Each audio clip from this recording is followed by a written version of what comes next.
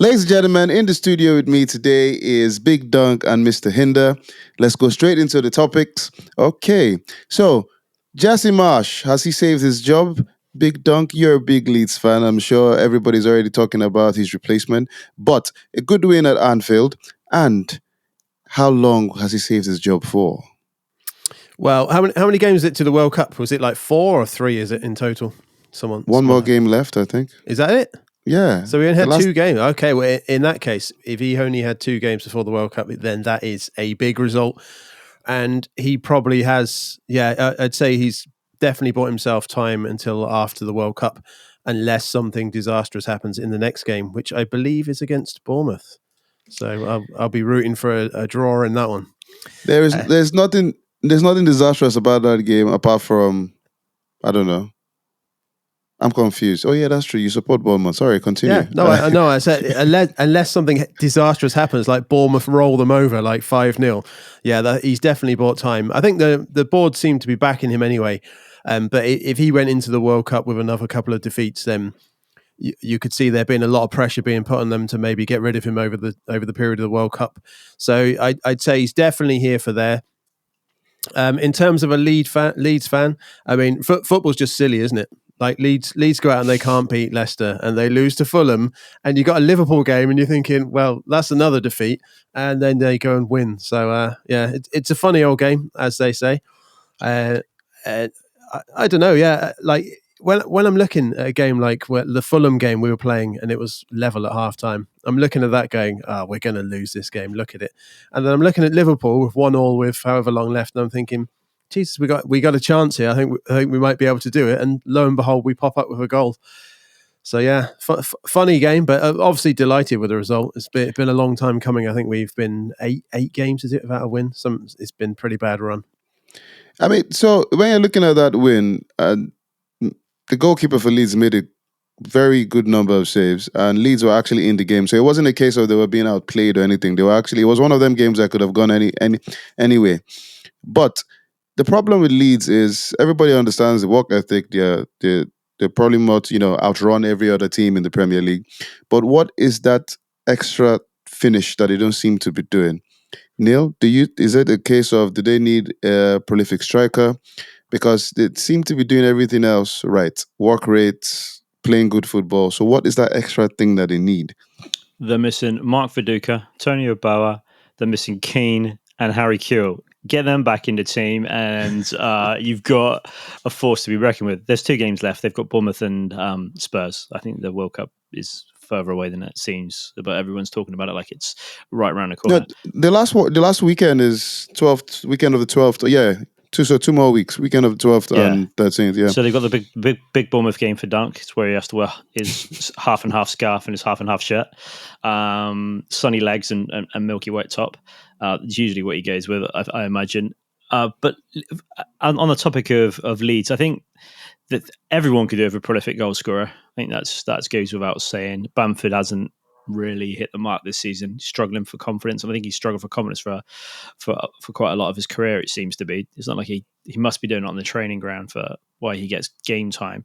But I think that Leeds seem to be up for the bigger games and they're not up for the little games at the moment. So Duncan probably hit the nail on the head without realising it when he was talking about it.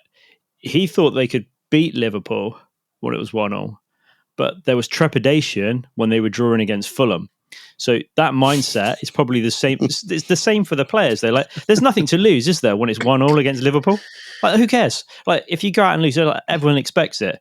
But when it's Fulham and you go out and lose, you're like, we can't lose this game. It's like a can't lose, opposed to if we win, everyone's going to be happy. No, we kind of semi-expect that, and some falsehood of us being a really top Premier League team. So I think there's an element of that must be in the club as well. They haven't won for, I think it was the 9th game before that was the last one that they actually won. I think it was Chelsea you beat. So if this goes on, you'll just beat the top 6. That'll probably be enough to keep you up.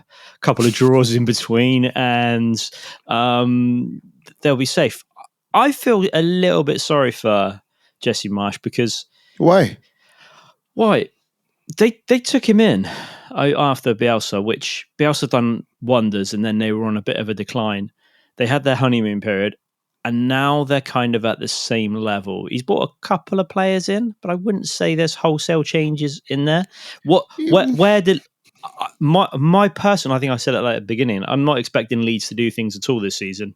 I was expecting them to have a fair to poor season, in all honesty, and I said that at the beginning. Why is this? Because you felt that everybody else I'm would a have caught Sheffield up with their Wednesday style of supporter. play?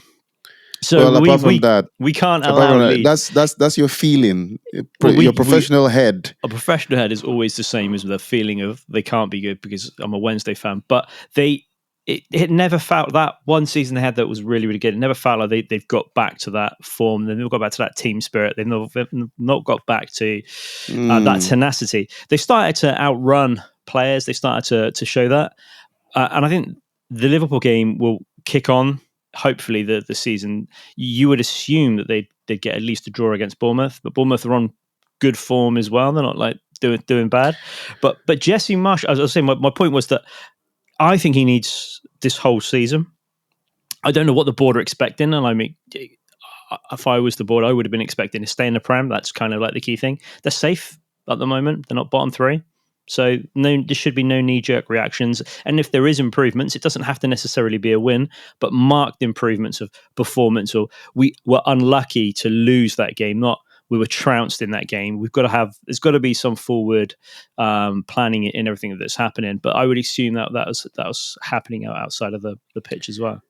Well, I would say that he has actually made some improvements in Leeds, Dunk. I'm sure you can back me up with this. It's in terms of the defense, it seems a bit better. Obviously, as we said, Leeds always outruns everybody. So I think he has already he continued that philosophy. He did mention that he hasn't lost as many times as he lost ever in his career. So he was sick and tired of it. And of course, his players went out there and did the goods. Now, Dunk, though, Neil mentioned a good point. The mentality of you thinking, 1-0 Liverpool, we're up for the big games. And do you agree that the players might have that sort of mentality? And do you also think this is a good kick? So for Leeds, you might win your game against Bournemouth and the next one before the World Cup. In relation to the second question, I think the result is more of a indictment of Liverpool than it is of Leeds being amazing. Like Leeds were decent enough in the Liverpool game; they were competing, but it's more a reflection on Liverpool and how poor they're doing this season. So with Marsch, like what Neil was saying there, that the pressure's coming from the fans more than the board. I think the board are backing him because he was their man. They chose him and brought him in. But yeah, the pressure's just from the fans, really, just because of the poor run of results. So if anything, he just needs to get some more results to keep the fans off his back, to give him more time with them. I can see the board sticking with him for a good while, unless we start really flirting with the relegation zone for the rest of the season. In regards to the mentality, yeah. It has kind of been that way, like where the big performances have come against Chelsea, Arsenal. We performed pretty well. We're unlucky to lose, and Liverpool. And it's the performances against some of the other clubs, like your Fulhams and your Leicesters, have been poor. It's the big criticism of Marsch is the tactics when we're in play with the ball. We're not really got too much structure going forward. The players don't really seem to know the right positions to get into or the attacking system. So whether that's still trying to be coached, you'd think they would have got a hang of it by now. But attacking wise, you've got Harrison, you've got Aronson, you've got Sinistera. So we've got some pretty good attacking players. But like you point out earlier, we do lack the striker. Bamford's not been on it. He actually brought on Gnotto for his first appearance, which is nice to see, because that dude is 18 years old and he's featured for the Italian national team. So you would figure, like in a team that's not scoring many goals, that he might get a few more chances.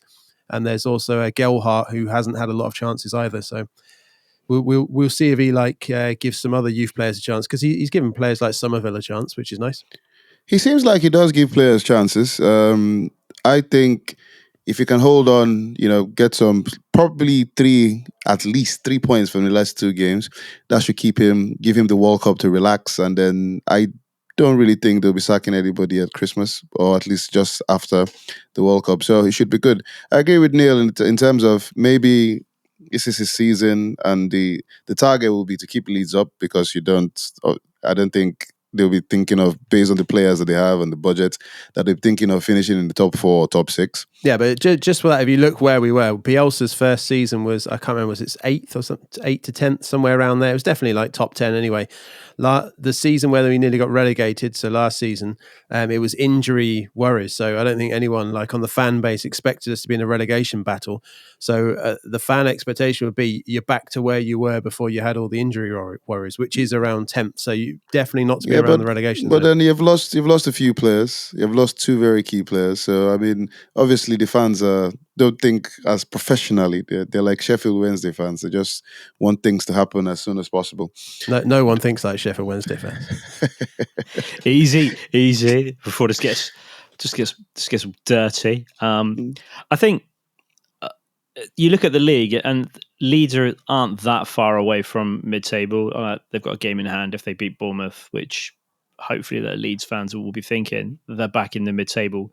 But the problem is the bottom end are all starting to win games and ramp up points. So they're still closer to relegation, but because they're a point away, but they've got a game in hand, which potentially could then put them back up to like 11th in the league. So it's so precocious at the moment.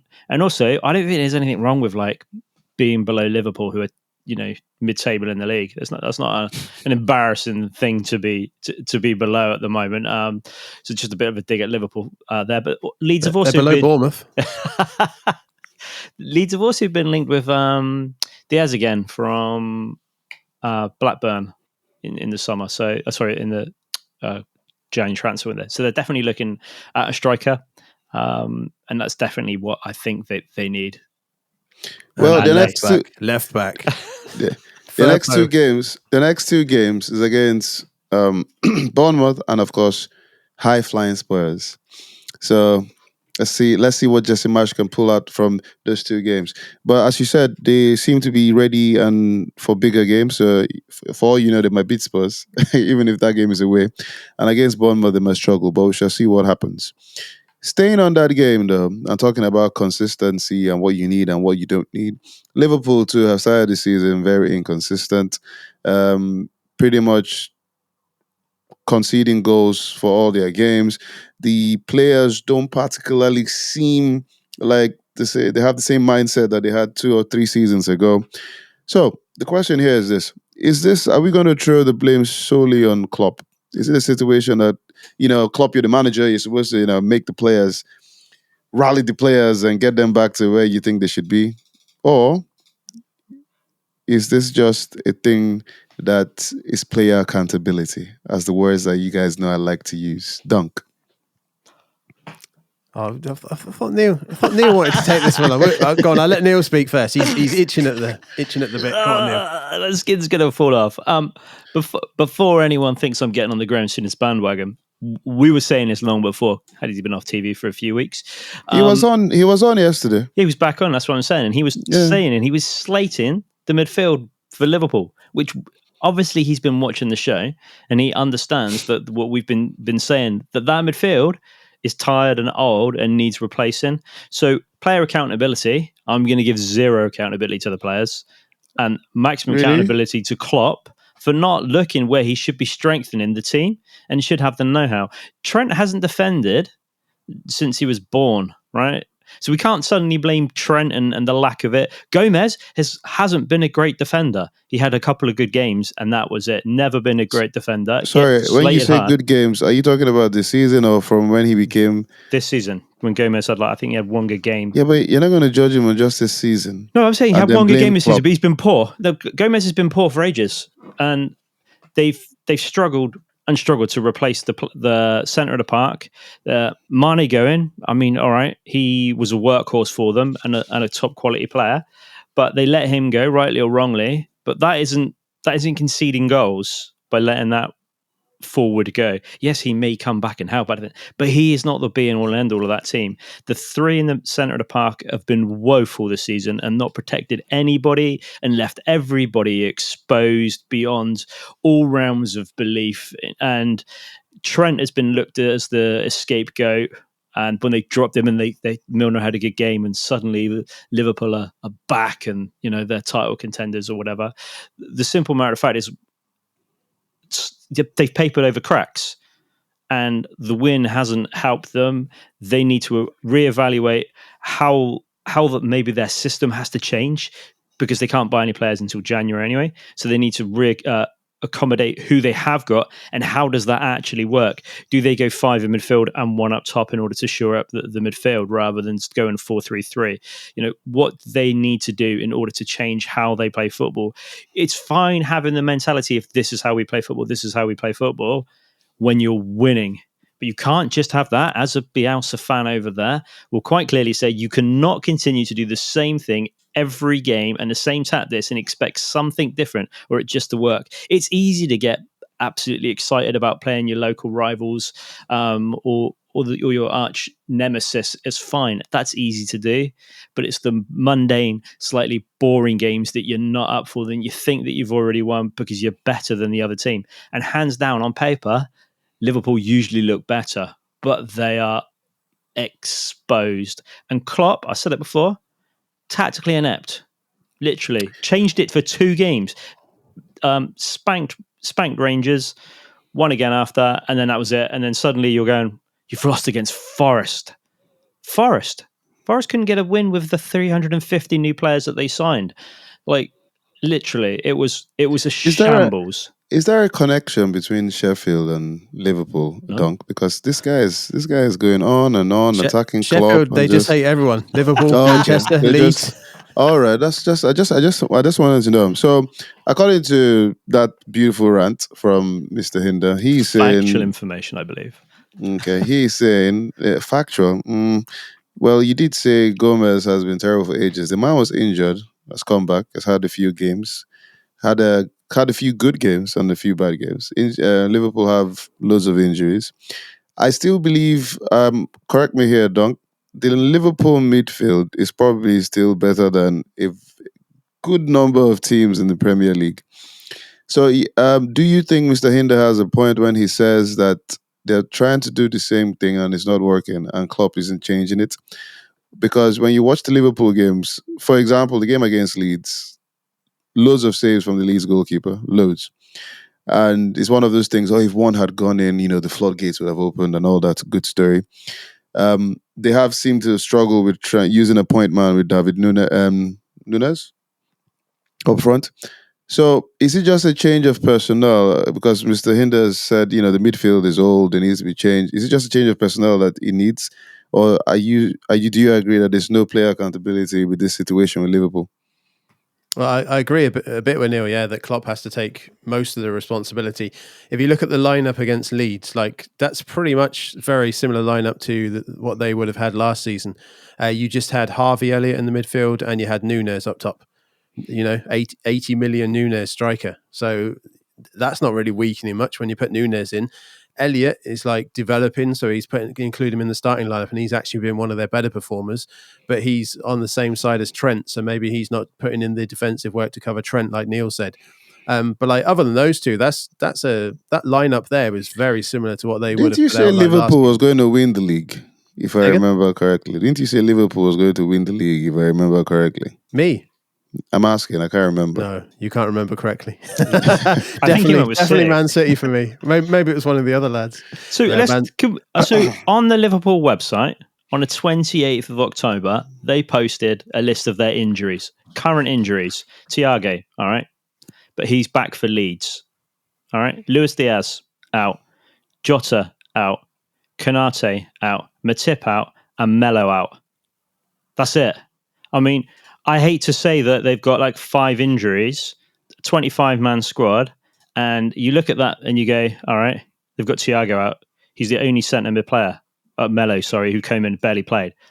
So there's one player in that centre of the park that's out. Chamberlain's fit.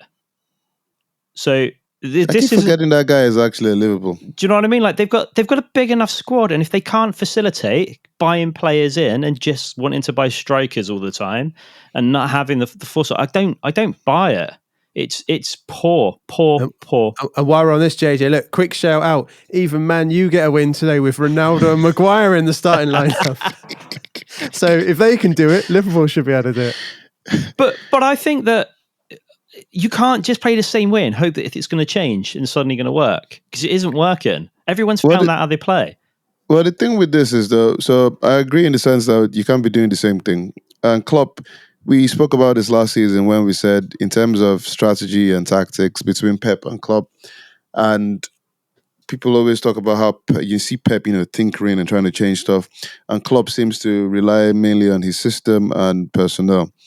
So if we're sticking to that conversation, so what we're saying here is, based on the fact that he doesn't want to change his style of play, he needs to buy new players. Is that what you guys are saying? Is that what you're saying, Mr. Ender? He needs to have bought more. If he wants to continue to play an attractive style of football with fullbacks that don't defend as well as potentially other fullbacks in the league do, then yes, he has to buy the best players that he can get for the positions that he wants.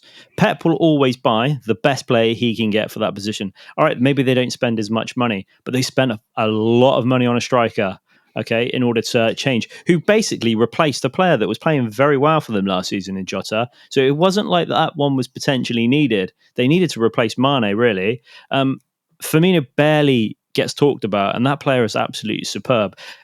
And if you go, oh yeah, have they got a better midfield than other teams in the Prem? Potentially they do have a better midfield than other teams in the Prem, but you know what?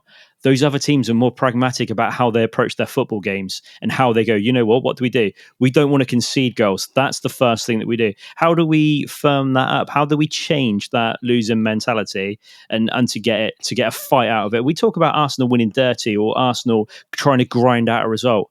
When was the last time we ever spoke about Liverpool trying to grind out a result? We talk about Conte, they're not winning attractively, but they're trying to grind out a result, right? Sometimes they get spanked, and everyone does occasionally, but they're not. You never hear Liverpool grinding out a result or going, "Oh, we just got that game." There's a moan after about injuries. There's a moan about fixtures.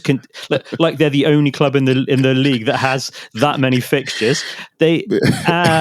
And you're like, oh, we only have this many players. We're only allowed that. And you're like, yeah, everyone else is in the same. Everyone's in the same boat. Ladies and gentlemen, before we let Mr. Hinder go on and on, because trust me, he can. Dunk, do you think, with 2 games left, do you think, will the World Cup be good for Liverpool or bad in terms of, will some players get some rest or will some players play too much? Do you think it will help him kickstart that bit of consistency that they need? Well, the way their season's gone so far, it'd be hard to see it being bad for Liverpool. Like, they'd have to come back and be losing every game. So I'd say, yeah, it definitely, I'd say it would be a good thing for Liverpool to reset. Maybe, I think clubs so obviously some of their players will be gone to the World Cup, and most clubs will be running like training camps or going somewhere. So it's going to give Klopp a chance to work a few things out. But yeah, I do agree with Neil quite a lot. He's got to take some responsibility and work out how that team's going to play, and he has to make some changes with what he's got this season. And the form Liverpool are in, they're not taking. None of those are going to the World Cup. Let me know. No, you know what? You could just carry on. Enjoy your. Although if they're English, like Joe Gomez, he's got a shout with Southgate picking it. Well, we should see what happens with Liverpool. That consistency needs to come back.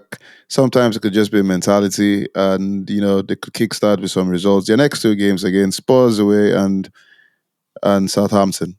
So that could be a very important 6 points for them, and that could actually kickstart a bit of consistency, at least before the World Cup, and then we'll see what happens when they come back. They'll spank Spurs and get absolutely destroyed by Southampton. That would not surprise me one bit. Well, Mr. Hinder's message is clear. Everything is Klopp's fault. He is tactically inept. Those are his words. Dunk is doing, the political, yeah, I agree. Maybe some things are the players' faults, but I kind of agree with Mr. Hinder. But we shall see, Liverpool fans. You let us know what you think. Graham Potter decided it was time. Well, he didn't decide. The fixture list decided that it was time for his new boys to go back to his old hunting ground. Chelsea went to Brighton, and with their manager, Roberto De Zerbi, who had not had a win since he became manager for Brighton. However, Brighton maintained their style of play, trying to play out from the back, pretty much almost tiki-taka. But I don't know how many people actually thought Chelsea were going to lose or be trashed the way they were. I'll start with you, Mr. Hinder. Potter, do you think he has actually found his first team? Potter out. Hashtag Potter out. Hashtag too deep. No, I think he's got a sick new haircut. He's acting the part, and now he's realised that I'm just carrying on the same thing with the Chelsea. And to be fair, maybe he felt Brighton one, gave him 3 points, scored a couple of oggies, which was, do you know what? I bet that was the worst place he could have ever imagined himself being in the whole wide world at that point in life. And I bet he just wanted the whole ground just to swallow him up and disappear. Maybe he still thinks as Brighton manager, he trained the Chelsea team to lose. You never know. These things affect managers. I don't think that he's changed enough as of yet, and I think he's maybe going in slowly. I know we've said that he's changed the keeper before, and he's still playing a very random formation. He hasn't decided to go with anything that's a little bit different. He's still playing 3-4-3 or 3-4-2-1. Can I just ask on the keeper? Was the keeper change in that match, was that enforced or was it performance based when he subbed off Kepa at half time? It's a very tricky one because I don't think it was performance based. Because Kepa was actually having a decent game, but I don't know. There was nothing has been said in terms of injury, at least not that I know of. I think he was placed at half time because there was a couple of goals that going in. It wasn't to do with anything performance, but evidently he was slightly injured. That the official term is he was injured. I'm not sure he was technically at fault for the goals, but he was injured. No, he wasn't. I mean, there were two of the goals were own goals, so yeah, he shouldn't let in goals in. It doesn't matter who scores them. Yeah, I'm sure that's how it works. Yeah, he was injured, and so they took him off as a precaution, I believe. I think they were already way down, weren't they, at that particular point? And the sun was shining down on Brighton to romp home. But I don't think he's put the stamp on that team. I think that's going to take him a while. I think that he's definitely working with players, I don't want to say of a better caliber, probably bigger egos than he was working with before at Brighton. They were his players. He'd been there long enough in order to get his own men in. Are you implying that he's already losing the dressing room, Mr. Hinder? No, I'm implying that he hasn't put his stamp on the dressing room, and quite rightly so. When you go to a new club, the worst thing you can do is go, right, we're going to play this formation, and they've got no idea what they're doing, and they've changed everything. They're a quarter of the way through the season. He's taken over. There's no preseason. There's no sudden training that he's going to be able to do that's going to give them all the information that he wants to. So he's got to take his time. However, the formation that they were playing wasn't really working before. And they're continuing to do that kind of 3-4-3, 3-4-2-1, 3-4 is narrow at the top as you can possibly have. 3-4-2-1 it was officially. So I don't understand. Well, he's whatever he's trying to get them to play. Maybe it's one of them things that with time it will work. Do you think he's put Havertz up front? He obviously doesn't have a clue. Havertz has scored less goals than I've got fingers on my hands since he's been there. You're definitely right, Dunk. This Sheffield Wednesday thing is is attack everybody left, right, and center. Dunk, do you think that whatever I don't know what word to use. Let me use toxic. Do you think the way Tuchel left Chelsea is still affecting some of these players and affecting the Chelsea team that is so difficult for Potter? I know Potter just lost one in 8 matches. However, do you think it's a situation that getting the players to dwell on a better mentality and system might be a bit more difficult? I'm not sure if it's a hangover from Tuchel, but if you look at his lineups, he's clearly made decisions already based on whatever he's seen in training. So the first one we said is Kepa over Mendy. So there was that decision. And again, if you just look at their subs lineup, he's not keen on using Jorginho. I'm not sure how many games he's featured in the last few games. It doesn't seem. He played against Man United and he scored the penalty. So yeah, so he was out the team today. Like most of the games I've seen, we've talked about here, he hasn't been in the starting lineup. He went with Loftus-Cheek and Kovacic, I think, today. Then you look at with the system, like Neil says, 3-4-2-1. He's playing Sterling and Pulisic as they're technically going to be wing backs. They're expected to contribute to the defence. So, I mean, if you ask anyone about Sterling and Pulisic, they're wide attacking players. They're not defensive players. So Yeah, I'm not sure where he's coming from on that angle where he keeps trying to play that formation, because he does change it in game, but he keeps trying to play that formation and he keeps playing very attacking players out wide. Like particularly with Sterling, he's got Cucurella and Chilwell. Like they're both great, like wing backs, left wing backs. So I don't know if he's just trying to get Sterling into the team to keep him happy. He's another person that's not getting very praised for his performances leading up to the World Cup. Aubameyang didn't start today. I don't know. You wouldn't think he'd be resting him because they've already qualified in Europe. It's resting him for next week against his old boys. Oh, against his old boys. And then like you got Broja, who we're all fans of. He's not really using him much. He's just coming on as a bit part sub. So in response to like your initial question, no, I don't think he's found his preferred starting lineup yet. But he does seem to be persisting, like trying to make it work. And like you said, he's won most of his games, so maybe the criticism's a bit harsh, but it clearly didn't work against Brighton this weekend. And again, like we said about the Leeds game, football's a funny game. Like if you just look at that, you know what's coming. Like Chelsea unbeaten, Brighton haven't won one. He's playing his old club. It was inevitable. Do you think? I think we're in agreement that he doesn't know his main 11, which is not necessarily a bad thing. He might say I've got a main 20. That's up to him to decide on what he wants to play. But you mentioned on a couple of points that I'd like to touch on, Dunk. Sterling not playing well. Let's be honest, Sterling's going to struggle to play at that position well. And I want to say later on in his life, but way later on in his football career, to suddenly go, any chance you can play wing back when you've been playing left or right side forward for the last 6 years, right? And that's fair enough, because we were all joking about Saka playing left wing back for England, like when Southgate did it.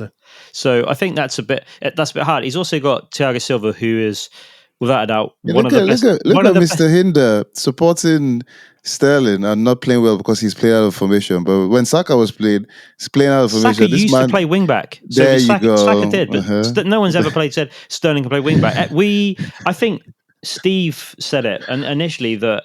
Would Sterling be the pivotal striker at Chelsea? Is that why he's gone there? And we were like, well, I don't think so. Potentially play out wide, but now he's playing wide, but deeper wide, which is probably without his comfort zone of where he would say. You've got Thiago Silva, who's an aging centre back, and don't get me wrong, he's been an absolute quality stalwart to the game. Again. No, an aging centre back. I said he's still younger than me, right? I don't think Brazil's in Asia. But then he's got Cucurella and Chalobah next to him. Now, if you're playing three at the back and you've got a 37-year-old at the back, and don't get me wrong, they've got legs on the other two, but I'm expecting them to know how to play centre back at the top of their game in order for that.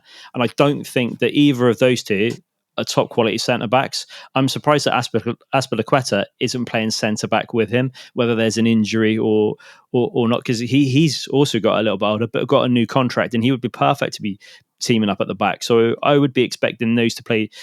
If I was the Chelsea manager, I'd have them as my two centre backs. I'd then be looking to have either Chilwell playing as an actual fullback and Cucurella as another fullback. Maybe they bomb up and down, but not quite Trent Alexander bombing up and firming up that back four that needs to be firmed up.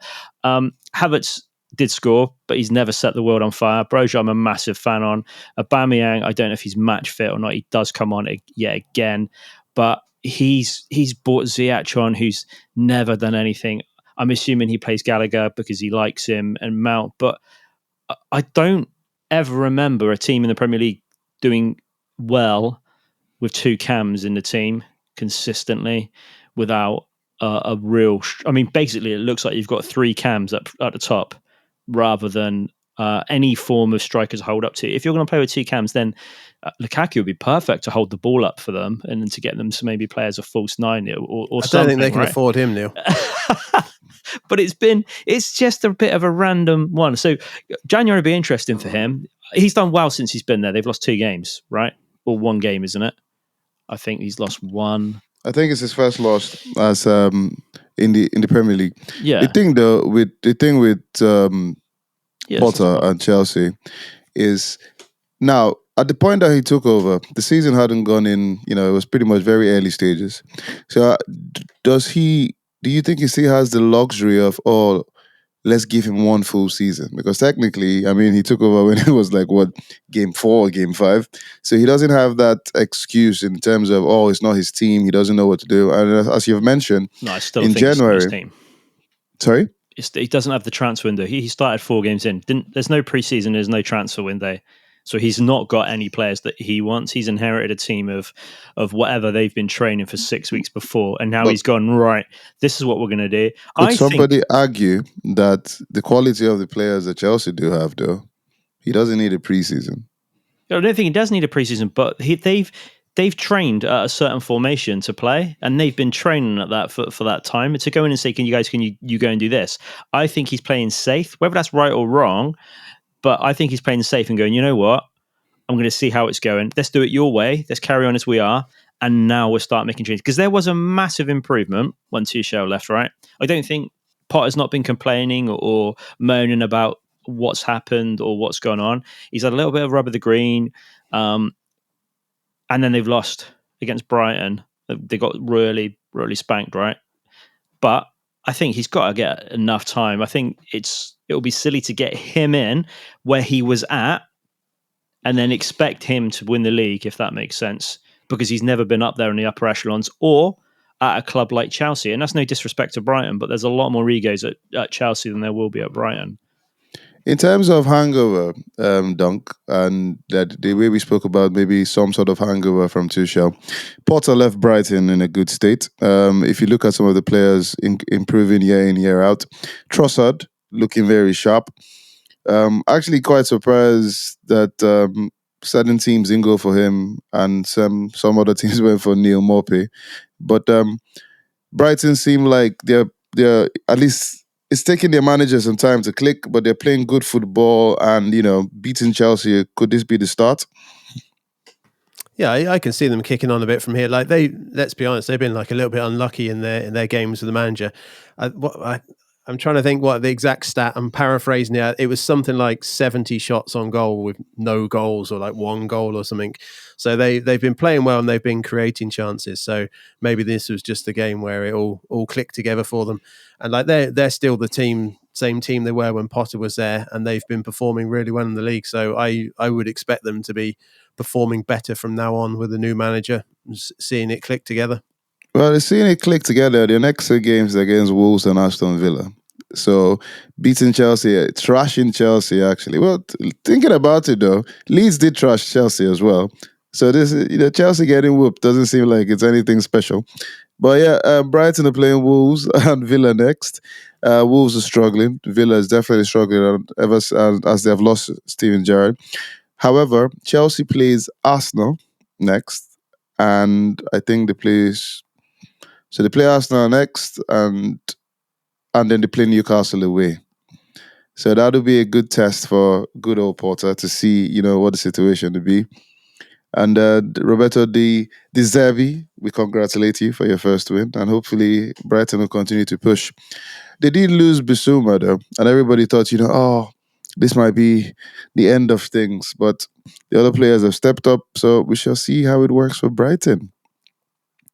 Moving on to a town, a manager that Dunk loves, a team that, well, surprisingly, Mr. Hinder actually loves since Sheffield Wednesday fans hate everybody. Newcastle trashing Aston Villa 4-0. Almiron is on top form. Joe Linton actually scored. A big shout out to Steve, since it always shocks Steve when Joe Linton scores. But Newcastle are looking really good. They are now sitting in top 4. With the way the squad is playing and further back in probably transfer windows, Eddie Howe implementing his system. First question goes to Mr. Hinder. Is this the beginning of, are we going to actually have the top 7 instead of top 6 in English football? Do you think Newcastle are going to be able to break into that mold? Well, Liverpool are out of the top 6 now, so we still keep it top 6, right? There's the moment they come 10th in the league, you've got a top 6 with Newcastle. It's about being steady and about getting the best out of what you've currently got. Eddie Howe did wonders with his first transfer. window and his second transfer window of buying players, that everyone thought they were going to be playing hundreds and hundreds of millions for players, and actually they continue to be savvy in the transfer market, not buying mercenaries, which I think is one of the biggest issues of clubs with money. They bought top having, talent, right? Chris Wood and stuff. Yeah, but that was told you that was tactical. That was to send Burnley down. You bought their top striker, and Burnley are no longer. So that was worth 100 million in itself. But there was a couple of things on that Newcastle one. I said that they needed a new goalkeeper, and they did. They brought one, which was nice to see. Again, they're fully listening. I still can't believe they've put Burn as a left back. That is just an absolute touch of magic, right? No, he's it's about not magic. 86 foot tall. No, I'm not agree with that, because when they signed him, I said it on this show that guy played left back. I watched him at Old Trafford against Man United playing left back, and he played left back a few games that season. All of you said no. Touch I'm a of host. Genius by Howe, because his host don't have opinion. Isn't that right, I'm Dunk? a host. Or Howe, yeah? Or Howe. Oh, Howe. Yeah, I don't know what's going on here. Host trying to cut you off there. I don't know.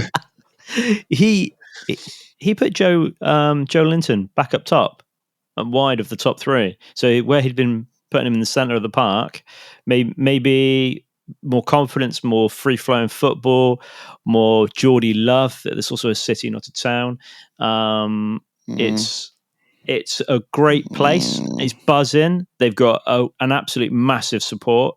I've not seen it that buzzing since the sexy football days of Faustino Asprilla, which was absolutely amazing, going all the way back then. And I think it's a really positive thing. And I don't hear anything negative from it and the way that they're going about it. They've gone about their business. He's gone about the business professionally with a football club and buying in players, as I said before, not mercenaries that want to come and play. And absolutely spanking Aston Villa, who had their little wee jolt after getting rid of Gerrard, just to show actually that, all right, guys, you've won one, but pipe back down again. It wasn't Gerrard that the problem is at this club. It's deep rooted of not being good enough at all. Well, does it shock you, Dunk, that first of all, Gerrard lost his job before your friend, Super Frankie Lampard? The whole new manager bounce and stuff that you're always going on about. And now he's an old manager that is sitting somewhere. That's one. Two, do you actually think, considering your love that you have for Eddie Howe and the way Newcastle are playing, and, if he, with the transfer, World Cup coming up, transfer window not long after, if you could touch up certain areas or certain positions, Almiron is on top form. Do you see them finishing top four? Do you think they can actually be top four contenders and actually finish there on outside a chance? Well, we had all that discussion about Arsenal being title contenders the other week, didn't we? So they already are top four contenders. They're in it. So can they keep it up? Yeah, I think they can keep some good performances going this season and challenge for the top four. And like you just mentioned, Almiron there, I keep saying it about Eddie Howe. Like, you can't question Eddie Howe. He knows exactly what he's doing. But again, you look at that squad, they didn't buy that many players last summer. Yeah, Isak, that's because they bought 5 or 6 in January. Yeah, but in total, since their takeover, they haven't bought that many players. They haven't done a Nottingham Forest anyway. Isak, their biggest signing, 60 million. He's out injured. But you look at their lineup and look at the players that are doing bits at the minute. You got Callum Wilson was already there. He's worked with Eddie Howe before. Almiron this season is making Jack Grealish look like an absolute mug with a quote he made the other week. You got Joe Linton. What did he say again? Because I know Grealish said something about Mahrez, sub him off. He's playing like Almiron was the quote. So now everyone's just at Jack Grealish because he looks pretty foolish at the way Almiron's playing this season. So again, Eddie Howe, he's just getting the best out of the players. All the criticism we say about Klopp, he's trying to do the same things with the same players. Well, Eddie Howe's doing stuff with those players, and he's getting them to perform above and beyond.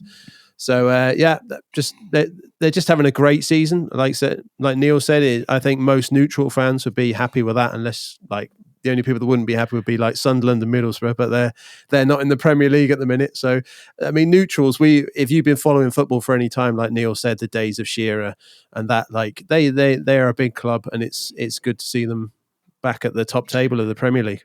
One of the things with that, though, so over the years they've had good seasons. They've even had possibly great seasons in their own measurement. But where the situation comes is, can you keep it and can you continue to work on it?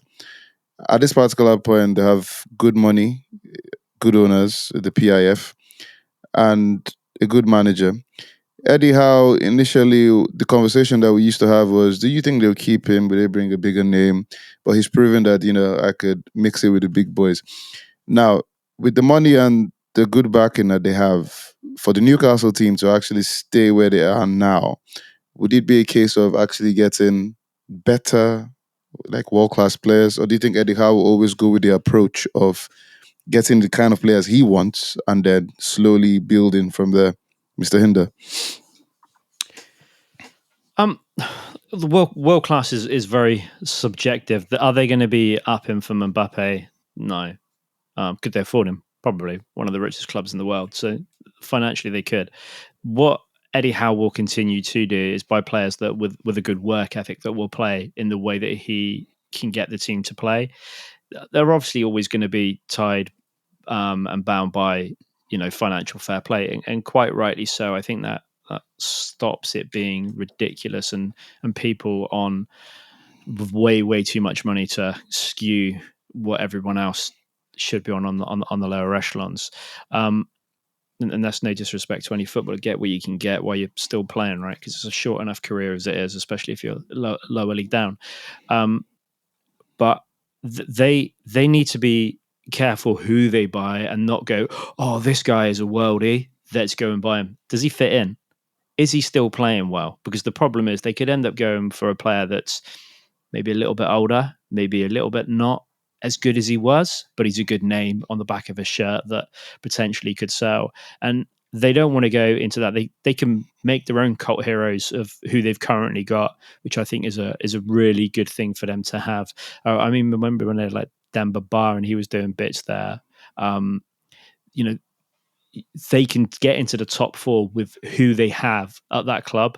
And as long as they're careful and they take the approach of, right, who is going to be an additional sign into this squad? Who's going to fit in and make them better? Who's going to fit in and bring up maybe it's Almiron's work rate a little bit more? Who's going to come in and give that Dan Burn a run for the left back? Who's going to work with Pope and then not mind either being second fiddle and come in and take his place or Shah, etc. Who is going to be the right fit? And world-class players are going to want to play week in and week out and come with a massive ego. And I think that's the same, when I was talking about Chelsea earlier, of you've got an ego to go with it. Not everybody, if you're top of your game, you're going to want to be playing week in, week out, and quite rightly so, because you're the top.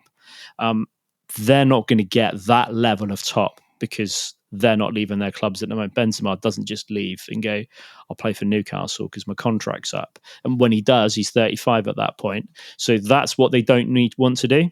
They can be smart, and I think they have been so far. Go on, Dunk. Yeah, I think where part of the reason they've been getting praise is for how they spent so far. Like they've done the solid things like Burn and Pope, and then they've brought in players like Bruno and Isak. So neither of them are like world-class players.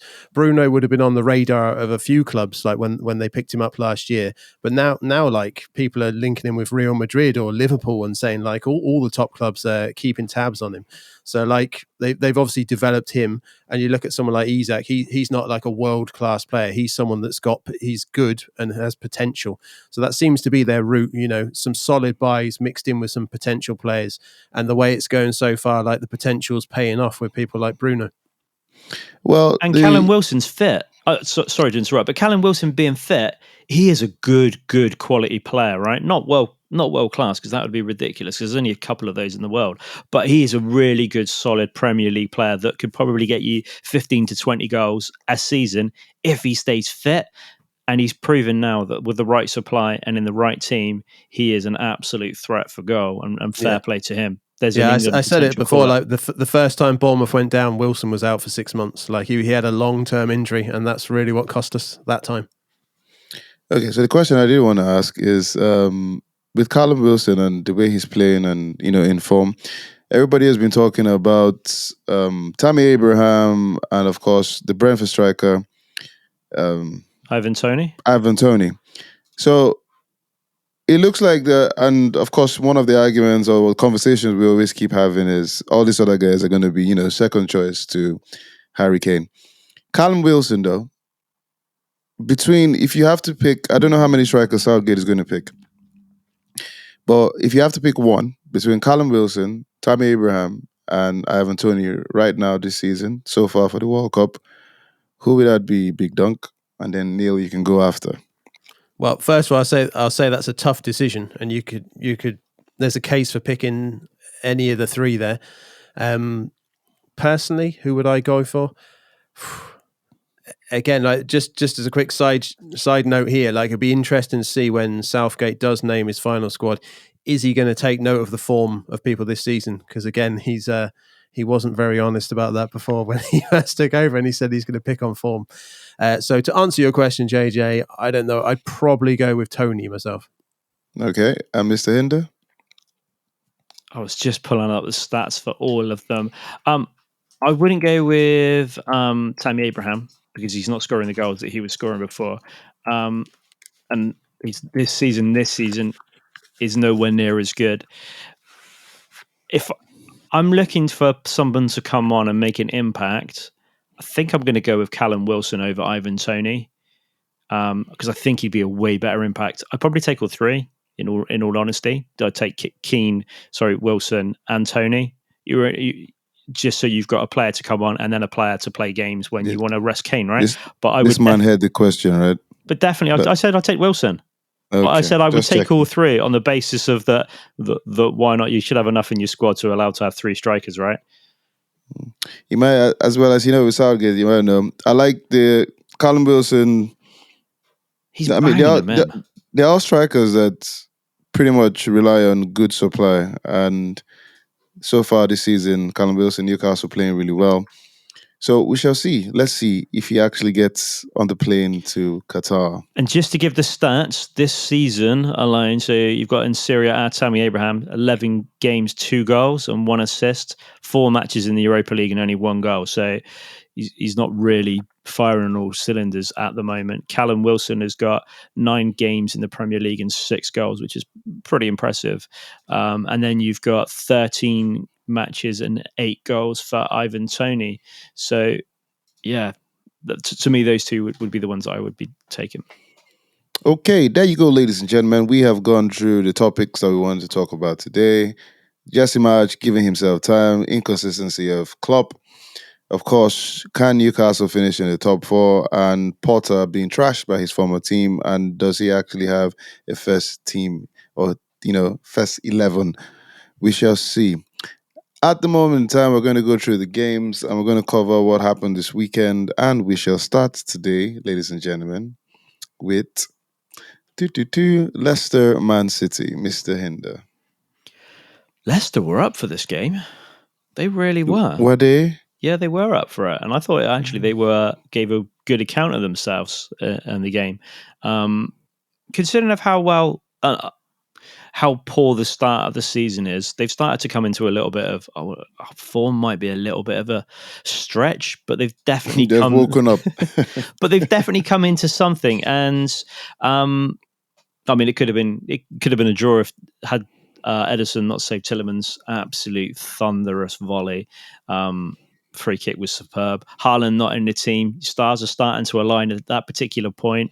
Man City weren't really maybe the best that they've played this season. They ground out a 1-0 victory. De Bruyne's looking good, though, in foot as well as in real life. He's an absolute beast of a player this season. And what I did notice for that one game was his work rate is probably a lot better than I've ever imagined it to be for somebody that is such a talented attacking midfielder. I was going to ask you that because Pep mentioned that that's the De Bruyne that they've been trying to develop for some time, that his work rate has increased and that people might not understand because people think he has been playing well even before this walk rate thing. So you agree that you actually noticed the difference? I didn't hear the interview with Pep, so I've got no idea. I did see him wearing the big P. I had the volume off on the TV because the kids were running about. But yeah, definitely his work rate in that game alone, and the way that maybe it's like an air of responsibility that he's taken to, but you can definitely see he's grown as a player, and his tenacity of running up, and everyone knows running back is 10 times harder than running up the pitch for some obscure reason to get the ball back. But he was everywhere, and I thought he gave a good account. And Leicester gave a really good account for themselves. They're still lacking that slight killer instinct up the top. Vardy is still struggling. No one else really looks like they're going to score. But Tielemans, on another day, that would have been 1-0, and what a strike that would have been. That would have been up there with your Boas for Leeds. As much as that Just on that game, Dunk, I'll ask you this. Who do you think is more important for City? Haaland or De Bruyne? Ooh. In the long time, I'm going to say De Bruyne. Like, Haaland's obviously a crazy striker, and he's had an amazing start to the season. But yeah, De Bruyne is an absolute world-class player. He'd walk into any team anyway. Okay. All right, moving on, ladies and gentlemen. He's a world-class player. That's world-class. That's the world-class, level of world-class that I want to, like, that I no disrespect to Newcastle, that they would want to get, but that's kind of the player that they're not going to get currently. When they get Champions League, you never know. It would have actually been a weekend where Dunk would have been happy because both his teams would have won, and there would have been very good results. His team, Bournemouth, was winning 2-0 against Tottenham, and we all know how it happened. So Dunk. before Dunk said, I got a text message at 2-0 laughing because of my prediction for Spurs to win the league, going, look at Conte, world-class manager, whatever, like a little bit of an emoji of a but I was like, just wait. Who sent you the message? One of our fans on Instagram sent me a message. I have literally got so many people. Anyway, got a message. I was like, just wait. And it was 3-2. Really wish I put a bet on. I was crying in my tea that night that I didn't put a bet on because I had so much confidence in my messages that I should have just put a couple of quid on. Oh, sorry, Duncan.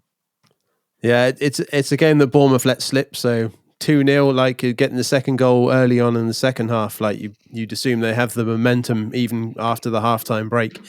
But yeah, Spurs got back into it, and then it was a case of we've seen it like a few times this season. Spurs are going at it in the second half where they've been slow out the blocks in the first half. So obviously, as a Bournemouth fan, I'm a bit disappointed that they scored in injury time. I think a draw could have been a fair result there. But again, yeah, you got to praise Spurs. They went away to a lower table team and they dug out the result despite being 2-0 down. So you've got to give them a bit of credit for that, for being able to dig it out the bag right up until the end, scoring in injury time.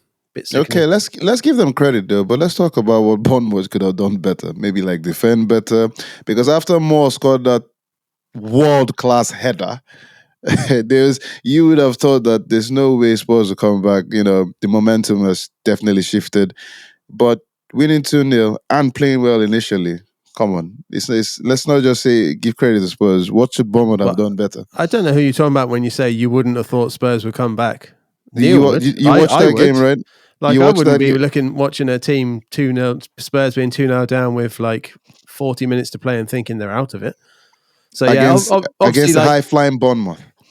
Well, they're not high-flying, are they? But they have been though. They have been unbeaten, but that's gone out the window in the last few games. There's been a couple of defeats now, so it's there again. They're in that kind of area that Leeds are in, not getting the rub of the green, luck of the draw.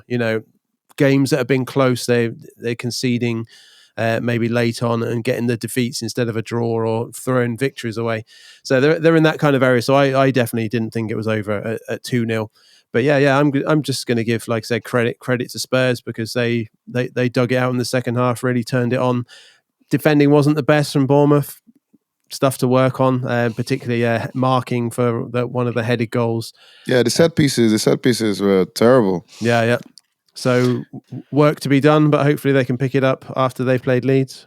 And Spurs playing 3-5-2 yet again just is bamboozling me now. I'm like, why is this continuing to happen? Like, Is he really got a point to prove that he has to get this to work and someone can battle for the Prem at 3-5-2?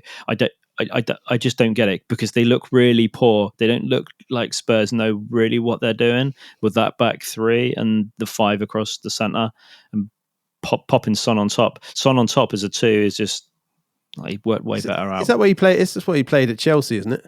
3-5-2. Yep, he won the league. He won the league 3-5-2. Yeah, playing with Chelsea. So maybe he still believes in that formation. Maybe it's just a case of personnel again. So, but with Conte, they do say these world-class managers have to be stubborn and hope that their formation works. So maybe that's what he's doing. Moving over to the other North London boys, Arsenal v Forest. I don't think anybody's sending you any message, Neil, talking about how Forest can actually win this. So the Giant Slayers Forest? No, I mean, they were everywhere, right? They've been coming down from a massive high Forest, and then they turned up and they were exactly the same Forest that we'd watched the previous weeks in the league. They were poor, second to everything.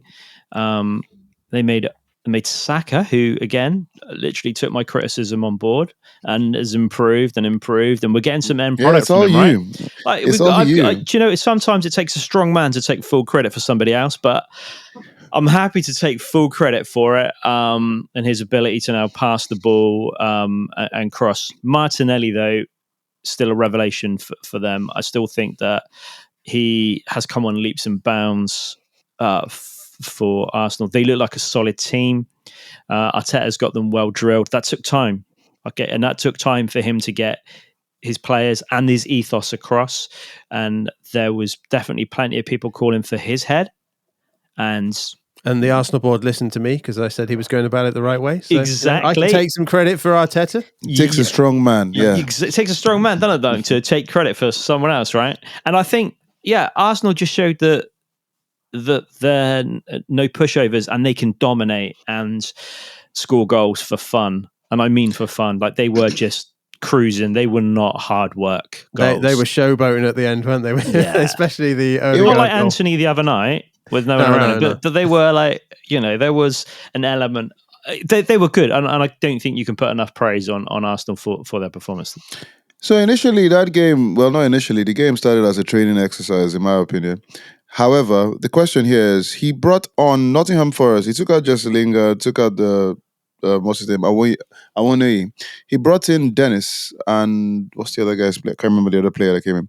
They seemed fired up. I'm assuming, well, there's not, I mean, you have a chance to show your manager that you're up for it, even if you're losing. But if they had that fight towards the end, I'm just wondering why he didn't actually start those players. And with Arsenal, the best thing about that game, did you see the fan that actually predicted the score? Oh, yeah. Yes, I did. I saw that. Yep. Martinelli first and 5-0, like 4,250 quid back or something stupid like that. Yep. There you go. See, that is almost as good as your bet with Spurs winning the league, Mr. Hinder. Exactly, but he actually got money back for it. Your point with regards to the I suppose it's easier to come on and try and prove a point than start from the beginning and be the second best throughout the whole game. I mean, they were second best from the whole game. Arsenal. They were dead best, man. They were like even behind the ball boys. They were terrible. Arsenal were in the Europa League. Arsenal were really poor. So and they were really PSV, poor. Yeah, they were really poor against PSV, and I thought they were poor the week before where they got the win, but they were really, really poor against PSV, and maybe there was an element of this isn't such an important game. But after Ramsdale made, and this is just for the Arsenal, after Ramsdale made that lovely bit of shadow box in the air and completely missed the ball, I feel like there was a bit of a point to prove for everybody to go and go, well, actually, you know what?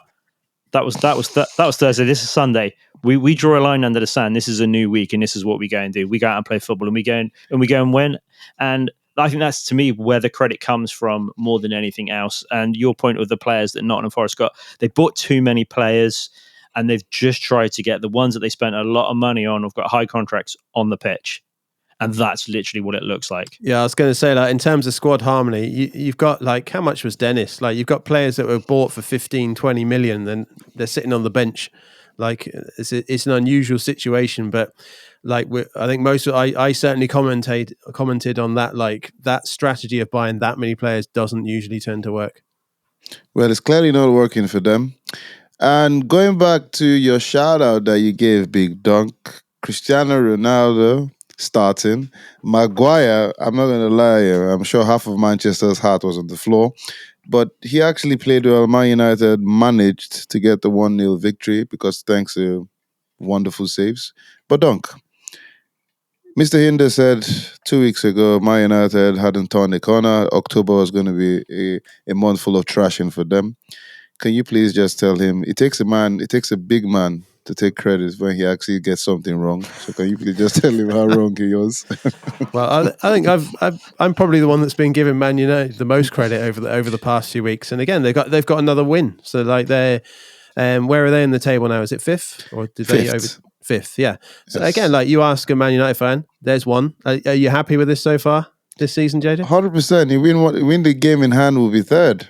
Yeah, so again, like they're getting wins. Like it doesn't matter. Again, it was a 1-0. West Ham did have a few chances. De Gea made some great saves, but Man U had a lot of chances as well. Rashford had a really good game. He had like 3 or 4 really good chances. So I think on balance, they were good value for their win. It's another win. They're sitting in fifth in the table. So I think as Man United fans, they've got to be happy compared to where they've been the last couple of seasons. I think it's positive. What is it with managers, though, playing formations and different tactics that is very personnel based? You could see that Man United struggled a bit with Anthony on the pitch. You could also see that, Varane and Lindelof not playing. Maguire had a good game considering, but you could see that with all that, there was still the struggle. So what is it with this manager? So Klopp does it. I think Ten Hag is probably doing the same thing. Pep, you could argue that, as Mr. Hinder said, he brings in world-class players for each position. So you can't really, say, oh, the personnel is not there. But what's happening with managers now, just looking to stick to a system and hoping that you can now find a player that can match it? Shouldn't it be the other way around in some sort of sense? You as a manager, you're going to have a belief in how you want the football to be, right? That's what you sold to the board when you turned up for your interview of, this is what I bring, this is how I play, these are my backroom staff, this is what they do. And they're all in tune, right? So in theory, the manager comes with his whole team of everybody that sings from his same sheet and gets on with what he wants to do. So it makes much more sense. I didn't think Man U were good for their win today. I think there was definitely a little bit of squeaky bum time towards the end of that game. I thought West Ham were actually incredibly unlucky, but incredibly tenacious throughout that whole game. Yeah, I think Man U could have wrapped it up before West Ham had the chances. Could have, should have. But it was 1-0. They got the win, right? And to be fair, grinding out a 1-0 win is as impressive as a 5-0 win. It's just in 3 points. You're not going to get third in the league if you win your game in hand. You've got to win by 9-0. That's not going to happen with those goals you're scoring. However, ladies and gentlemen, this is true hate. No, it's not true hate. Hang on, it is. It's the game. It's not against Notts Forest, is it? The game in hand. It's Bournemouth. They both lined up today with exactly the same formation, which I think did Man United an absolute favour with regards to how it was going to be and how much easier it was for them. It was nice to see Fernandes not having to do the donkey work at the back, which I think makes life easier. Casemiro had a blinder of a game, was very, very good today. Martinez looks composed and he looks like a centre, regardless of his height, which was an issue. He looks like a footballer. He looks like he knows what to do. And I think that's kind of been missing from the United team, that kind of confidence in their own ability of like, this is who I am, this is how I can play. And don't get me wrong, it must have been absolutely horrendous for Maguire for week in, week out to be the scapegoat of that United team. But De Gea, again, world class today. Those saves were absolutely sublime. He is still keeping United in, and which quite rightly so. I said to my dad, he says Schmeichel did exactly the same when he was at United. I couldn't argue with that comment. I know Massimo Saabii didn't, and nor did Roy Carroll. However, you've had good goalkeepers as pretty much other than those two for as long as I can remember. But it was a good team effort as well, and I think Diego Dalot or whatever they want to call him. Dalot. Dalot seems to be an absolute... I think it's whatever he wants you to call him. No, it's whatever they want to call him. They want to call him. Diego D. We just call him DD. He is as good as it gets, I think, as a right back. You want Wan-Bissaka back in the team? I don't have an opinion. Sorry. Do you want Wan-Bissaka back in the team? No, he's injured. He's just coming back. Do you want him back? I asked it. I'm confused though. You are one person that rates Reece James as one of the best fullback right backs out there, and you just said Diego Dallo is as good as it gets. He's as good as it gets for United. Since you've seen for United, I haven't seen anyone better. Since when? Since Gary Neville. You haven't had a right back since Gary Neville, have you? Unless I've been mistaken on that side of things. Oh yeah, so I mean, we've not had Raphael, we've not had his brother, we've not had they were lots of other rubbish. players. Were they? Yes. They won 3 league titles. Rubbish. It doesn't matter. They were still rubbish. You had some amazing players at that particular point. I mean, I'm 100% with you. If you're one of going to them compare end up at anybody QPR. to the best, yes, Fabio ended up at QPR, right? I mean, Rio Ferdinand ended up in QPR. That's the He argument. Doesn't really. He went back. Rio Ferdinand was an absolute baller, and he was a centre back. And goes down. It's one of the best, if not the best, centre back. So, Definitely according to your argument, you're comparing Dallo to Gary Neville. No, I said the best since Gary Neville. Gary Neville should drop dead. If that statement even just came out. Anyway, the question I have for you English fans, yes, Harry Maguire on the plane to Tenerife.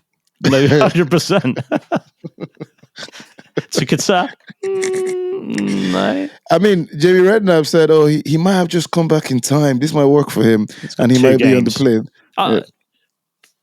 Southgate, though. We know this. I think Southgate's already got his mind made up. He's got him on two Harrys up top, right? And then they can play wherever they want. We shall see. And then we'll get Harry Winks and we'll just have a team of Harrys. We'll just find all the Harrys that are still playing football. That's true. That guy is still around, isn't he? Yeah, Sampdoria. That was at Parma, isn't it? I'm sure he's playing in Italy right now. But do you not think... I don't remember a better right back in a long time for United. The best right back in the league has always been Gary Neville, as Premier League, as far as I'm concerned. And that is the measurement. But Dallo... let's give him time. You've got it. I think he's had a lot of managers that haven't had the faith in him, right? To be fair, sending him to Italy was good. When he went and played for Roma 2 seasons ago, that was really good for him. I think that helped him. But the thing with Dallo is, I think his defending is still questionable. And I think sometimes he forgets that he's a right back. I think he thinks he's Ronaldo. Sometimes he tries to, want to do 1 or 2 things that he shouldn't be doing. But he's young. He has time. Anyway, ladies and gentlemen, there you have it. We've looked at the games. We've spoken about our topics. Now we are going back to our prediction league, even if it's just 2 people in the studio. And the other guys will be able to add their scores to the website so you can see who is winning in our prediction table. The games we have picked for next weekend, we're going to go Leeds, Bournemouth, of course, Everton, Leicester, Chelsea, Arsenal, and Spurs, Liverpool. So let's start with Mr. Hinder. Leeds, Bournemouth. Can they both lose so Duncan's upset? It's possible. Behave yourself, Hinder. Solanke hat-trick and Bamford hat-trick through, that'd be about 4,000 to 1, I believe. Stick your mortgage on that. If that comes through now, this is going to look silly. I think 1-1 in that game. 1-1 to Leeds. All right. 1-0 to Leeds. Dunk. Yeah, 1-1. Can't be predicting a winner in that game now. If you had to actually pick a winner, say a gun to your head, you must pick a winner. Who would you go for? Leeds. No, okay. Everton, Leicester, Dunk. Oh, Everton, Leicester. Frank. I think Leicester are back on track, and I think they can turn over Everton. So I'll go for a 2-1 to Leicester. You just can't pick Frank, can you? You just can't pick Frank. Neil? Frankie Lampard's going to win that one. 2-0 to Everton, not just to Frank. He's not playing. Chelsea v Arsenal. Mr. Hinder. If they continue playing these random formations at like Christmas trees, it's going to have Arsenal all day. Do you know what? Arsenal play like they did today, I'm going to go 4-0. No, you're not. I am. Seriously, I believe that Arsenal front three against that Chelsea back three is going to be laughable. You are just motivated by that fan that wants some money. That's what you want. If they continue to play like that, they're going to get found out, and it's going to be another spanking. And I think the Arsenal players those attackers are way better than they are defenders in the Chelsea team currently. If he continues to play Cucurella as a centre back of three, it's just ridiculous. Dunk. We all know what should happen in that game, which is Arsenal should win. So I'll go for a 1-1. Okay. And Spurs v Liverpool, Dunk. Oh my God, Spurs versus Liverpool. Again, we know what should happen in that game. Liverpool should win it, but they're being awful. Spurs, slow start. Oh my God, let's go for something wild. Let's go for a 2-2 in that one. I'm going to go for a week of draws. And Mr. Hinder? How do you predict the game where they both like to lose at the beginning and then try and get back into it because they need that fight? 0-0. If they're both waiting for the other team to score, it's going to be 0-0. It's going to be ridiculous because no one scores until the second half. But I think Spurs will probably draw a 0-0 draw, so 0-0. 0-0. I don't think I've ever predicted a 0-0. I don't think you have. I don't think anyone ever has when they predict. There you go, ladies and gentlemen. You can find all the scores and all our other content on our website, grctv.co.uk. And you can follow us on all our socials at GRC Football TV. Thank you very much, sir, Mr. Hinder, Dunk. And of course, ladies and gentlemen, we will be back next week with a brand new episode. Till then, it's goodbye from Mr. Hinder. Take it easy. And of course, goodbye from the Leeds/Bournemouth fan, Dunk. Cheers. See you on the next one. Of course, ladies and gentlemen, till next time, more thanks.